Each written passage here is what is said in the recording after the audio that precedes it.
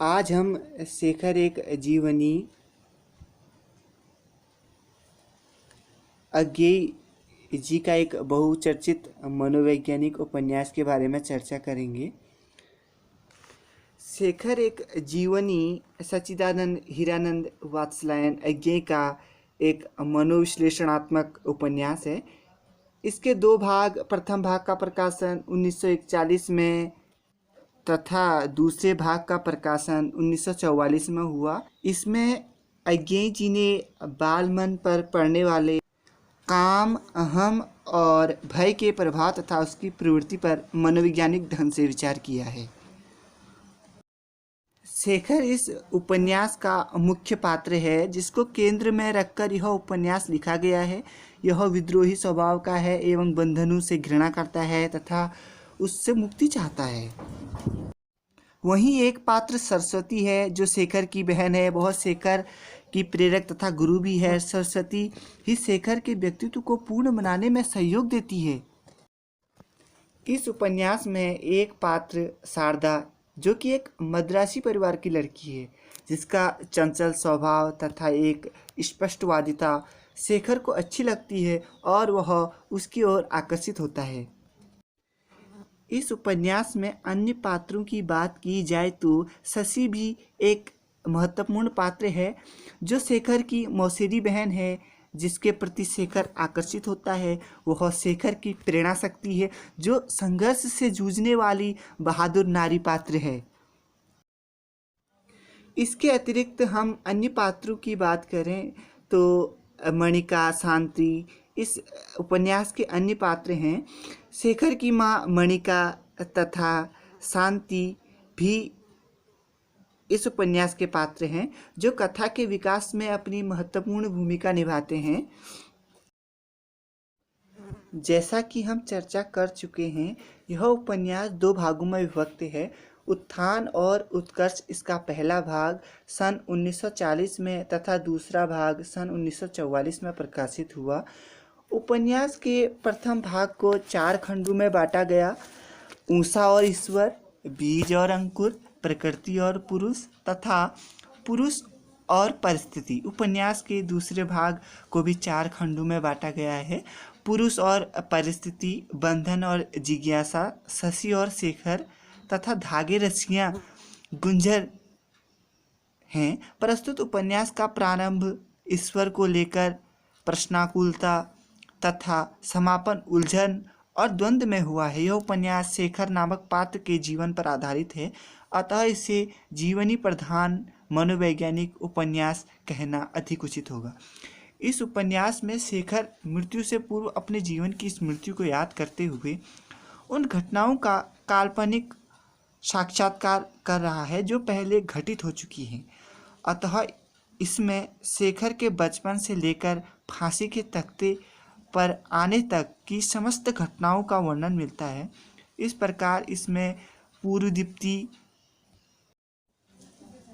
पद्धति को अपनाया गया है। शेखर की ईश्वर के प्रति अनास्था, भयावह वस्तु को देखकर घबराना, ईश्वर के अस्तित्व के बारे में परिवार के सभी लोगों से पूछताछ, माँ के प्रति घृणा आदि बातों तथा घटनाओं का वर्णन किया गया है।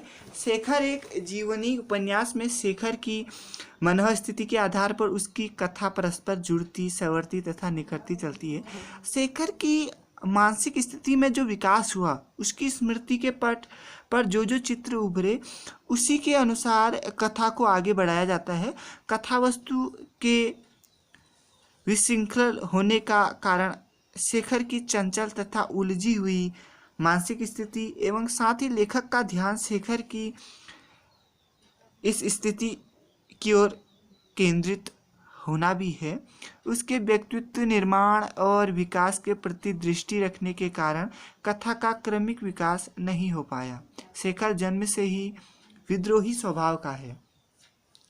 उसका विद्रोह समाज में व्याप्त रूढ़िगत मान्यताओं और परंपराओं के प्रति है। वह समाज के प्रदत्त नियमों के भीतर अपने व्यक्तित्व का गला घोटने को तैयार नहीं है। लेखक ने शेखर को ईमानदार एवं जिज्ञासु व्यक्ति के रूप में प्रस्तुत किया है। उसमें अहम भाव की प्रबलता है तथा उसका व्यक्तित्व काम भावना से परिचालित है। वह समाज के एक ऐसे व्यक्ति का प्रतिनिधित्व करता है जो स्वतंत्र रहना चाहता है, अपने अहम की पुष्टि करता है, मन में उठे प्रश्नों का समाधान करना चाहता है तथा प्रेम चाहता है। अज्ञेय की चरित्र चित्रण की शैली उल्लेखनीय है। वे पात्रों के चरित्रांकन में कल्पना ही नहीं अपितु तथ्यों का सहारा लेते हुए उनकी चारित्रिक विशेषताओं को उजागर करते हैं। अज्ञेय शेखर को मनोवैज्ञानिक पात्र के रूप में इस तरह प्रस्तुत करते हैं कि घटनाओं की अधिकता होने पर भी उनका व्यक्तित्व डगमगाता नहीं है। यह उनके लेखन की विशेषता है। शेखर के जीवन में जो भी परिस्थितियां आती हैं वह सब शेखर की आंतरिक मूल प्रकृति की ही उपज है। उपन्यास में अज्ञेय ने शेखर की गुणतम प्रवृत्तियों को चित्रित करने के लिए सूक्ष्म और कलात्मक प्रयोग किए हैं। उन्होंने शेखर के पात्र को फांसी जैसी विकट परिस्थितियों में अतीत के जीवन को जीने की प्रेरणा देकर उसे सफल बना दिया है। अज्ञेय ने शेखर के स्वप्न के मनोविश्लेषण द्वारा उसके भूतकाल के जीवन, वर्तमान जीवन तथा भविष्य के जीवन की दिशा को समझाया है। इस स्वप्न के द्वारा ही पाठक शेखर के समस्त जीवन के बारे में जानकारी प्राप्त करता है। अज्ञेय ने इस उपन्यास में अपने समय की राजनीतिक हलचलों और सामाजिक सच्चाइयों को पृष्ठभूमि में रखते हुए स्वतंत्रता एवं क्रांति की अवधारणाओं पर भी विचार किया है। लेखक स्वाधीनता पूर्व की परिस्थितियों से भी परिचित कराने में सफल रहा है।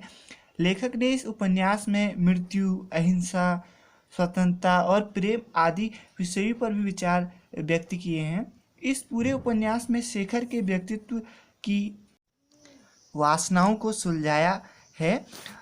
अहम भाव, भय तथा नारी पुरुष से जुड़ी काम वर्जनाओं को उपन्यास में इस प्रकार फिरो दिया गया है कि वे अलग से जोड़े हुए नहीं लगते। प्रस्तुत उपन्यास में उद्देश्य की दृष्टि से अगर हम देखें तो एक व्यक्ति के जीवन की विविध स्थितियों के संदर्भ में उसकी मनोग्रंथियों का विश्लेषण कर समाज में उसका स्वतंत्र रूप में स्थापित करना है। उपन्यास में सामाजिक धरातल के विभिन्न पक्षों पर शेखर के मन का विश्लेषण किया गया है। अतः हम कह सकते हैं कि शेखर एक जीवनी एक ऐसी मनोवैज्ञानिक उपन्यास है जो हिंदी उपन्यासों को एक नई दिशा प्रदान करती है।